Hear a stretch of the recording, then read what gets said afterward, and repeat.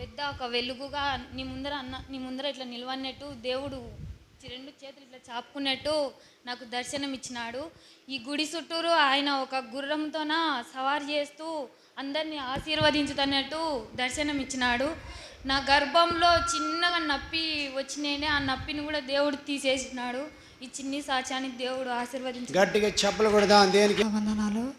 నేను ఏమనుకుంటానంటే ప్రతి ఒక్కరు చర్చికి వచ్చి నాకు దర్శనాలు కనుస్తున్నాయి, దేవుడు కనపడుతున్నాడు, ఆత్మ అవుతుంది అంటున్నారు అని నేను అనుకొని ఏడ్చుకుంటాను మనసులో.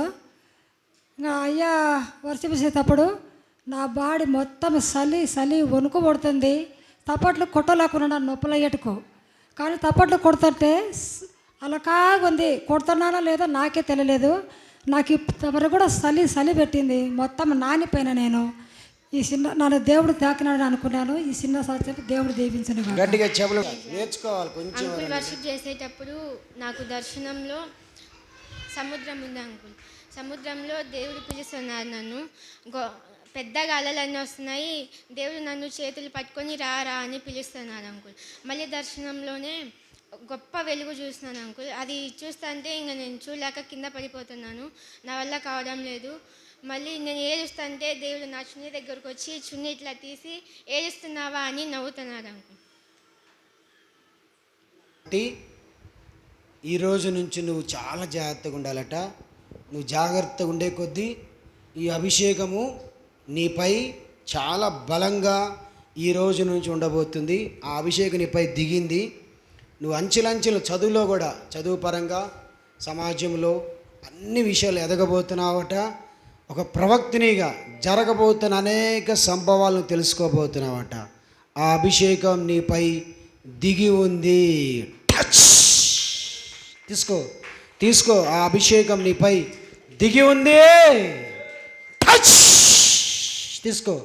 తల, నీ వీపి, ఛాతి, నడుము, కడుపు, కాళ్ళు, పాదాల వరకు దిగి ఉంది. గట్టిగా చప్పట్లు, గట్టిగా. ఈ రోజు నుంచి నీ జీవితంలో ఆయన నీతో క్లియర్గా మాట్లాడబోతున్నాడు. ఆయన స్వరం నువ్వు వినబోతున్నావు, ఆయన దర్శనం చూడబోతున్నావు. ఆయన నీతో ఉండి ఎక్కలేని శిఖరాలు ఎక్కించబోతున్నాడు. గట్టిగా చప్పలు కూడా దాన్ని మహిమ చెల్లిస్తాం. ఆమేన్. ఇంకా అరిగిందంటయ్యా, గుజ్జు లేదంట అని చెప్పినాం దైవజీవునికి. దైవజీవుడు ఏమని ప్రవచనం అనుకంటే, ఆ ఎముకలు కట్టు దేవుడా, దాంట్లో గుజ్జు రావాలన్నప్పటికీ నా కళ్ళకు 2 ఎముకలు మోకాళ్ళు ఎక్స్రే తీసేటండి అటుండాయి.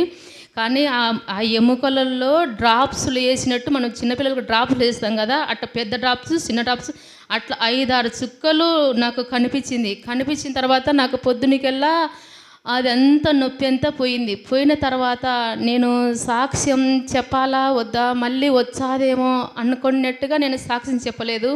నిన్న వారం కూడా నిన్న ఆరాధన జరుగుతుంది, ఎందుకు నాకు ఈ నొప్పి రావడము, నాకు చెప్తే మళ్ళీ వచ్చాదేమో నేను అనుమానంగా ఉన్నప్పటికీ మళ్ళీ నా కాలు మళ్ళీ మొదలైంది. అయ్యా ఆరాధన చేసాను, నేను కిటికీ దగ్గర నేను చూసా ఉండా, నాకు ఎందుకో ఆరాధన రావాలంటే అంత గలిబిలైపోతుంది, ఏంది ప్రభు అనుకున్నాను. మళ్ళీ నిన్న అసలు నేను ఇట్లా అడుగు పెట్టలేని పరిస్థితులలో మళ్ళీ దైవజనురాలకు ఫోన్ చేసిన, అమ్మాయి ఇట్ట పని అంట. రాత్రి అంతా దైవజనురాలు ప్రార్థన చేసిందంట. ప్రార్థన చేసిన తర్వాత పొద్దునికల్లా ఇట్లా నొప్పి అనేది లేదు అసలు. పోయినసారి సోమవారం రోజు ఇక్కడ ప్రతిష్ట జరుగుతున్నప్పటికీ రాత్రి నేను వచ్చి మోకరించిన, కొంచెం కూడా ఇట్లా మోకాల్లో ఉండలేకపోయినాను. ఈరోజు అయితే 20 నిమిషాల దాకా నేను ఉండి మోకాల్లో ప్రార్థన చేసినాను. ఈ సాక్ష్యం దేవుడు దీవించును గాక. గట్టిగా